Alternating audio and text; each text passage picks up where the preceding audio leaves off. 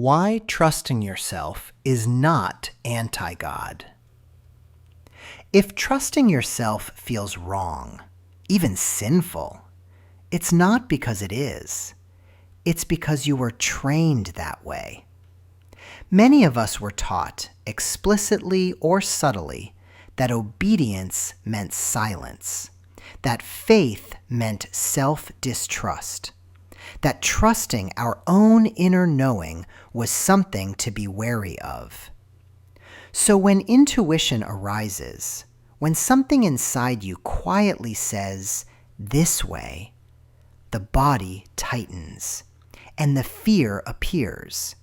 Am I being prideful? Am I being disobedient? Am I stepping outside of God? That fear did not come from God. It came from conditioning. Trusting yourself was never rebellion. It only became dangerous after self was wrongly equated with ego.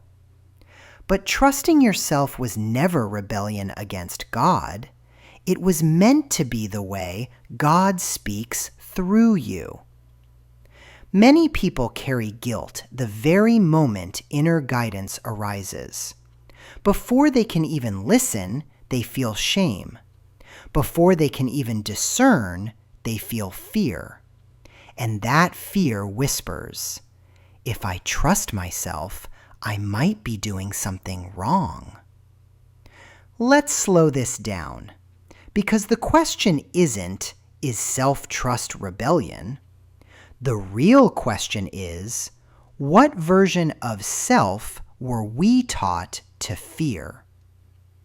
Self-trust got labeled as rebellion, and obedience was taught as compliance rather than alignment. We were taught not to question, not to feel, not to discern. Questioning God became equated with sin. Questioning religion became equated with danger. Questioning authority became equated with pride.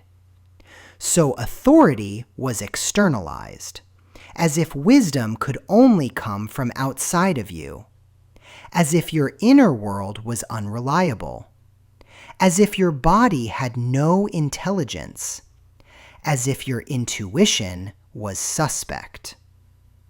Somewhere along the way, we learned a false equation. Self equals ego. But that is not true. Ego is insecurity. Ego is grasping. Ego is proving. Ego is fear masquerading as certainty. The self you are being asked to trust is not ego. It is your true self, your discerning self, your grounded self, your embodied self. The part of you that can feel what is aligned and what is not. Here's something important to understand. A system that depends on control must first teach people not to trust themselves. Because a person who trusts themselves is harder to dominate. So we were trained, slowly, subtly, to outsource our power, to look up instead of within, to wait instead of listen, to obey instead of align. And that training has consequences. This is where many people become confused about faith, because what we were taught as faith was often actually fear.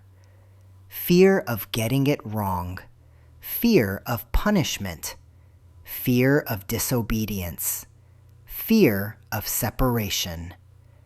But that was never the original design. Here is the truth about faith. Faith was always meant to be alignment, not fear.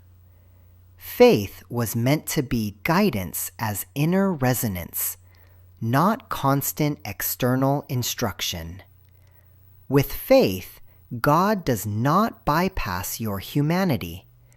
God animates your humanity, moves through your discernment, your intelligence, your compassion, your capacity to choose. Notice this. When guidance is truly aligned, it does not arrive with panic. It does not rush you. It does not threaten you. It does not contract your body.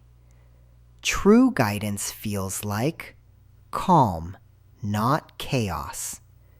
Clarity, not urgency. Peace, not panic. Expansion, not contraction. So if you feel chaos, urgency, panic, or contraction, that is not self-trust. That is often outsourcing. Reuniting self and God is not rebellion. Trusting yourself is not replacing God. It is allowing divine intelligence to move through you. This is spiritual maturity, not defiance. If you've been afraid to trust yourself, nothing is wrong with you. You were taught that fear was faith, but it doesn't have to be that way anymore. Faith does not require you to abandon yourself. Faith invites you to inhabit yourself. Tell me in the comments, what happens in your body when you trust yourself? More soul-stirring episodes are on the way, and the link is in the description for my book, our book. This time, the revolution is spiritual. Because this revolution was never meant to be loud first. It was meant to be embodied. And embodying trust is not rebellion. It's allowing God to express through you.